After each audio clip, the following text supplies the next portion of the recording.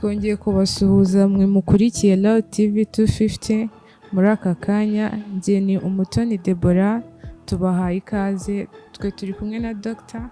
Reka tumwakire. Murakoze, nitwa Ndaziramije Jeanne Pomsen. Ndi umuganga ushinzwe ibintu bijyanye no gusiramura. Hari ibintu twahuguriwe. Murakoze kuba mwifuje ko tuganira, natwe tubaha ikaze. Dr. arakoze cyane. Ikiganiro tugiye kuganiraho nk'uko abivuze, tugiye kuganira ku gusiramura. Kuki ari ngombwa ko umusore wese agomba gusiramurwa? Murakoze. Gusiramura nk'uko tubizi ni igikorwa cy'ingenzi mu buzima.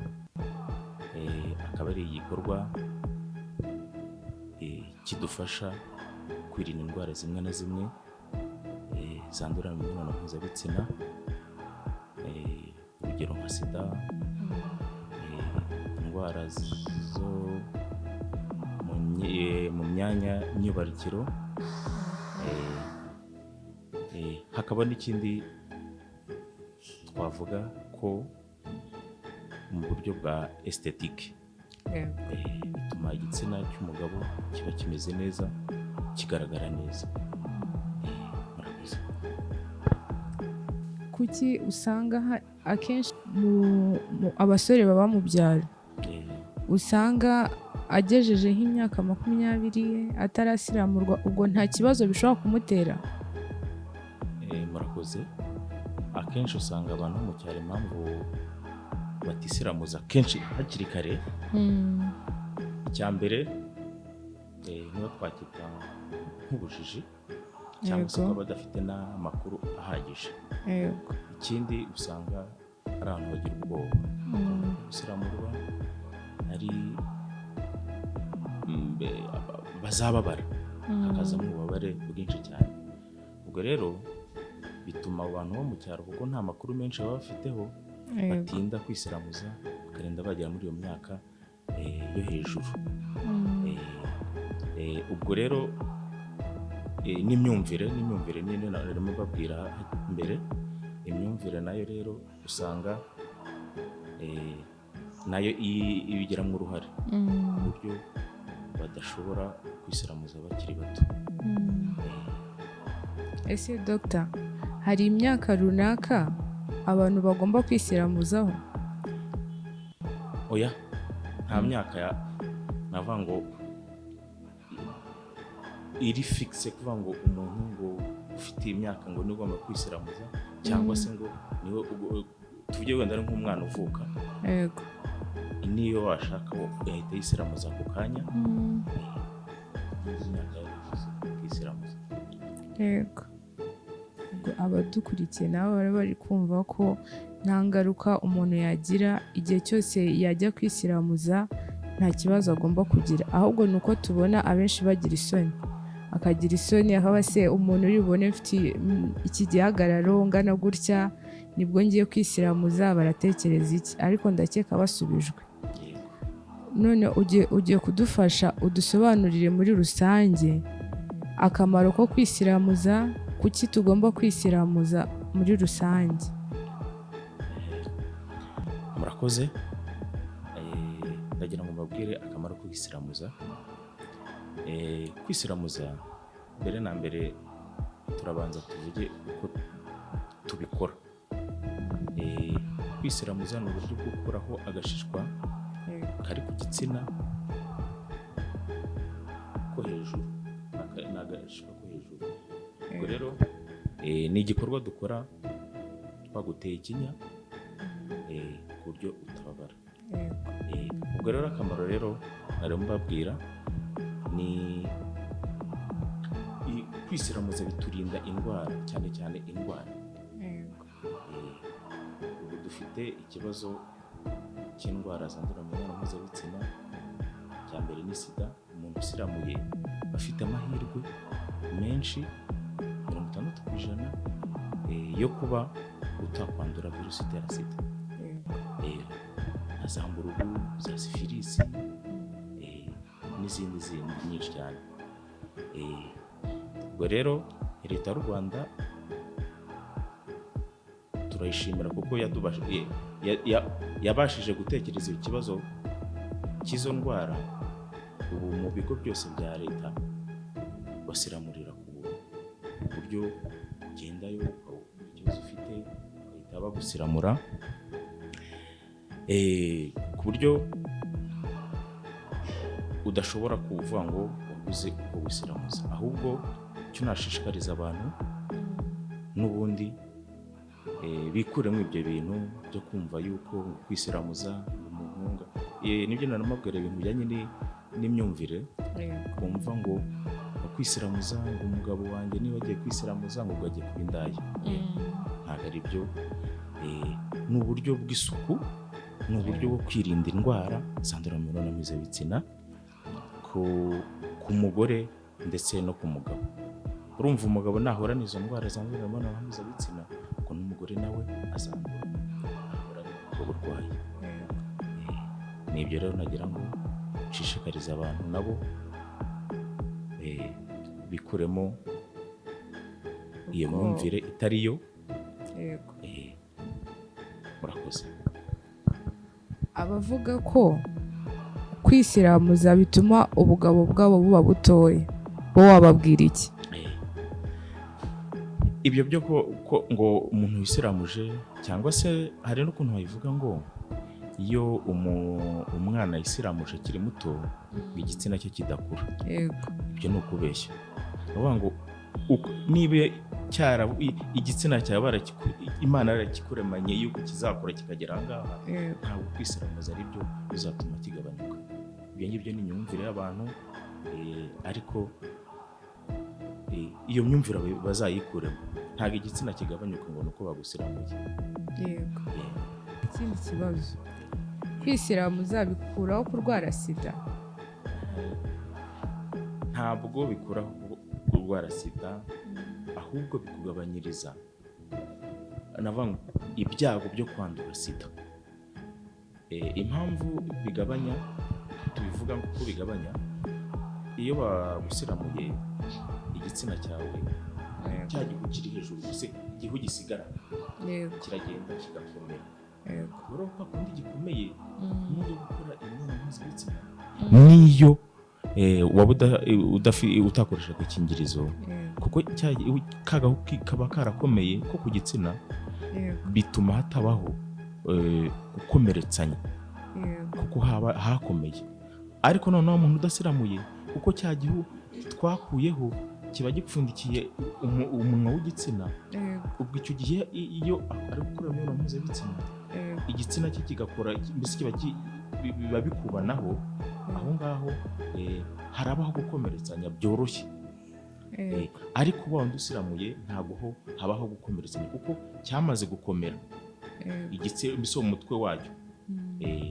Iyo gikomeye rero niho hatabonekaho kuba hakomeretsanya hagati y'umugabo cyangwa se n'umugore. Kandi murabizi yuko virusi itera sida yandurira mu maraso. Habayeho gukomeretsanya hagati y'umugabo n'umugore. Ushobora kuba usiramuye ugakorana n'umugore imibonano mpuzabitsina agakomereka, ariko utakomeretse ufite igitsina cyawe gikomeye, ubwo icyo gihe ntabwo uzakomera, ntabwo uzandura. Naho ngaho tuvuga ngo amahirwe 60% ushobora kuba utakwandura. Naho ngaho tubikura. None se Dr. watubwira iki mu gutera akabariro? Gusiramura byongera iki? Murakoze. Mu gutera akabariro mu gusiramuye, icya mbere hariho kumva ubushake cyane, kandi nanone ukaba wamara umwanya muremure gutera akabariro. Nuvuga ngo bigufasha kuba washimisha umugore wawe umutera akabariro, kuko uri bumara umwanya muremure nibyo nababwira. none se ku bavuga ko umuntu utarasiramura, cyane cyane twe tubibona mu bice by'ibyaro, nibo abenshi, abagabo benshi bo mu byaro nibo badakunda gusiramuza abana cyangwa nabo ubwabo badasiramuye. Noneho akavuga ko gusiramura, ngo umuntu usiramuye bituma arangiza vuba. Ibyo ni ukubeshya, ibyo ni ukubeshya. Ni ya myumvire y'abantu bumva yuko ngo umuntu usiramuye ngo arangiza vuba, cyangwa se adashobora no kumva afite ubwo bushake. Ibyo ni ukubeshya, ni imyumvire y'abantu. Ubwo abadukurikira bari kumva ko ari imyumvire, atari ngombwa ko ibyo bintu bibaho. Ese abakobwa bo barasiramurwa? Murakoze. Ibyo ngibyo ntabwo bibaho, gusiramurwa ku bakobwa ntabwo bibaho. Usibye ko hari aho biba, ariko ntabwo ibyo bintu byemewe. Bikunze kuba mu bihugu by'Abarabu nibo bakunze kubigira. Ariko ibyo ngibyo navuga ngo mu buzima ntabwo ikigo gishinzwe ubuzima ntikibyemera. Ni ukuvuga ngo kandi bo babikora ari uburyo kugira ngo bagabanye uburyo, mbese ubushake bw'umukobwa, kugira ngo atazakora imibonano mpuzabitsina imburagihe. Ibyo babikora gutyo nyine, ni uburyo bwabo. N'ubundi OMS irabirwanya, ntibishaka, kuko mbese ni ukwica uburenganzira bw'umukobwa. Ibyo rero ntabwo byemewe.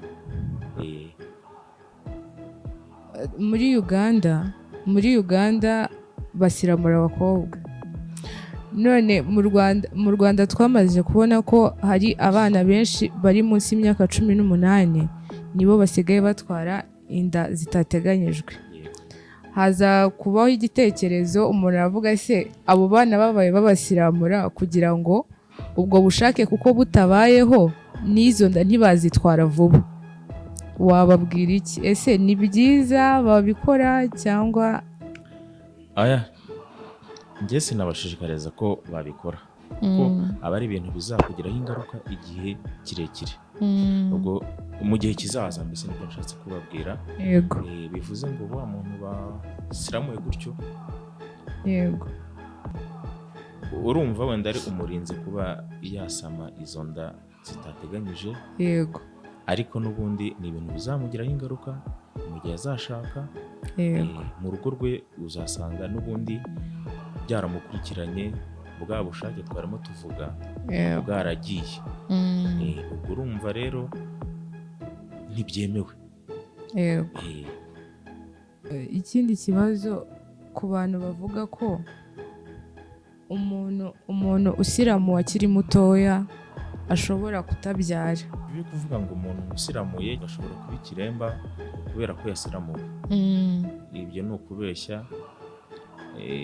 Uvuga ngo uba ikiremba hari ikibazo kindi kiba cyabayeho, si uko ari ukubera ngo wasiramuwe. Ni ya myumvire twarimo tuvugamo mbere, yuko abantu bumva yuko bakagenda bagahimba ibintu, ariko ntabwo ari ibintu.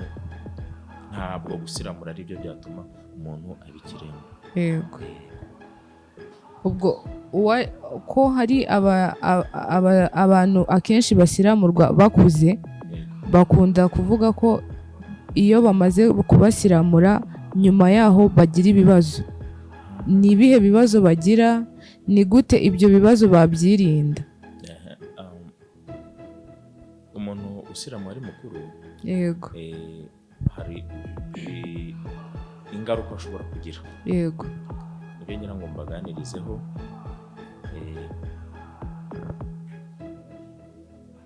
Icya mbere ni uko umuntu usiramuwe ari mukuru agira ububabare. Iyo agize ububabare bukabije, cyangwa tuba twamusiramuye tumutera ikinya, ariko ikinya kimaze kumuvamo hari ukuntu agira ububabare. Ubwo ashobora kugira ububabare bukabije bitewe n'uko cya gihe afite icyo gisebe agira uburyo bwo kugira ubushake, ubwo bushake rero buje kubera ko afitemo za ndodo, yego, ari buze kubabara. yego, abantu bakuru bo bagira ubushake igihe cyose batekereje mbese gukora imibonano mpuzabitsina, yego, ubwo rero icyo gihe agira ubushake agahita ababara, aho ngaho ububabare buturuka cyane. Izo ndodo zihita zimutera kubabara, yumva ari kubabara cyane, urumva igitsina gihise kiba kinini cyane, yego, ubwo zikikwega, yego, zikwega akagira ubwo bubabare. yego. Hari izindi ngaruka nanone zishobora kubaho, kuva igihe asiramuwe ashobora kugira ikibazo cyo kuva. Urabizi ko burya mu ukuntu duteye tuba dufite amaraso atandukanye, yego, ufite uburwayi bwo yavukanye kuko amaraso ye atinda gukama mu gihe akomeretse, yego, icyo gihe rero ashobora kuba yagira ikibazo cyo kuva mu gihe atabashije, bitazwi neza, cya gihe barimo bamudoda akaba yagira ikibazo cyo kuva, wenda ari nk'udutsi birengagije gufunga akaza kuza kuva. Hari n'izindi ngaruka zishobora kubonekaho zo kugira infection ngira ngo murayumva, hakaza amashyira, urumva ntaza nk'amashyira, cya gisebe cyiwe kizatinda gukira kimara n'igihe kirekire.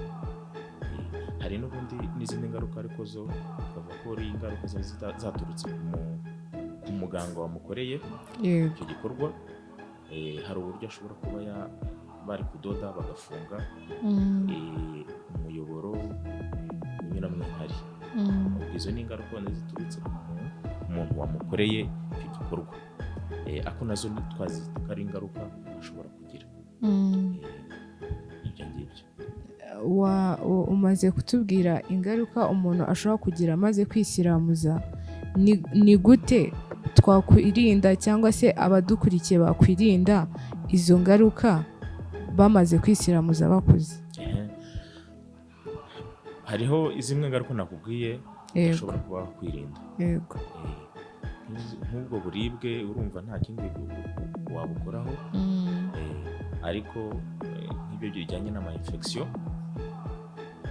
ugomba kwitwararika. Niba bakubwiye yuko utagomba gushyiraho amazi, ugomba kuhagirira isuku, ukambara neza, burya n'imyenda yanduye nayo ishobora gutera infection, urumva nabyo abagomba kubyirinda mu gihe tumaze gukora igikorwa cyo kwisiramuza. Yego.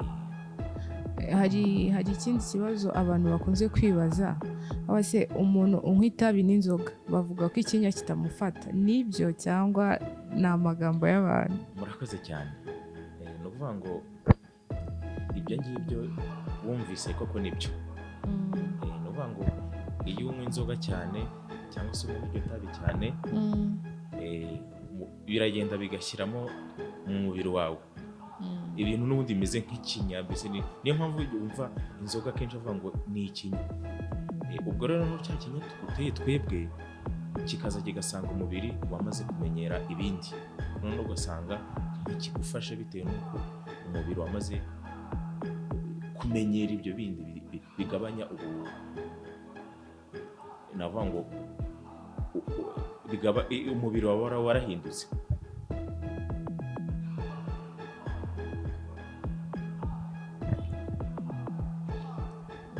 Bisaba iki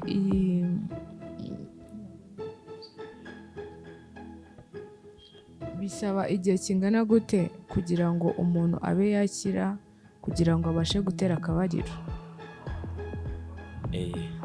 Nyirize n'iminsi yateganyijwe kuva umunsi usiramuye kugira ngo tuvuge ngo yakize.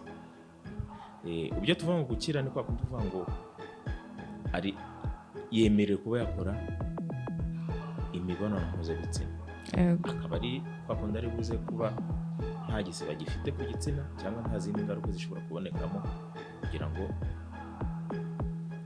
akore iyo mibonano mpuzabitsina niyo bidakingiye. Ni ukuvuga ngo nibura iminsi yateganyije mu kwezi n'igice. kuba yakize. Icyo gihe yaba yemerewe gukora imibonano mpuzabitsina nta kibazo. Yego. Icyo gihe aba ari nta gisebe agifite. Yego. Ariko harimo cya kibazo cy'uko yagizemo infection ishobora kuba yarenga.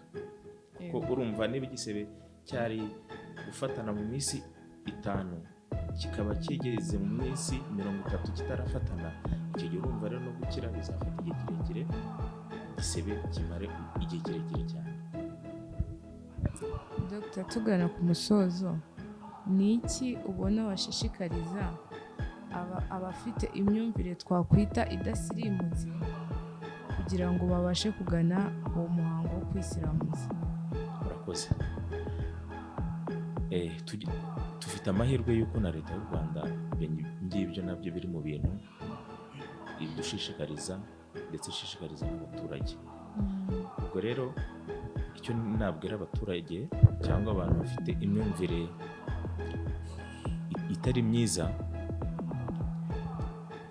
babyikuremo, kuko nk'umugore iyo yumvise ngo umugabo we ngo agiye kwisiramuza yumva ngo nk'uko agiye kuba indaya. Yego. Kandi kuko iyo myumvire si yo, Yego. ni ukuvuga ngo ni inyungu zabo bombi. Umugabo nagira ubuzima bwiza ntarwara izo ndwara, kuko n'ubundi nazirwara nawe azazimwanduza. Yikuremo iyo myumvire y'uko ibyo ngibyo atari uburyo bwo kuvuga ngo ni ukuba indaya, ni uburyo bwo kwirinda, uburyo bw'isuku, ku buryo ari inyungu z'umuryango n'inyungu zabo bose. Yego. Ndashishikariza nanone ababyeyi bafite abana ko bagana ibigo nderabuzima cyangwa se bakagana amakirinike. Ni igikorwa gikorwa, turagikora kandi ni umuntu w'umwana aho akira vuba. Biba byiza rero bahagana ibyo bigo byose bajya kwisiramuza, kuko uko wisiramuza ukiri mutoya niko kwa kundi nababwiraga ngo igitsina kigenda kigakomera, agahuka kagakomera, ku buryo kugira ngo hazabe gukomereza kukaho bizabigoranye. Uko wisiramuza ukiri mutoya niko n'ubundi icyo gitsina cyawe kigenda kigakomera. Yego. Murakoze. Dr. urakoze cyane kubw'ikiganiro watugejejeho, twizere ko n'undi munsi tugukeneye twakubona.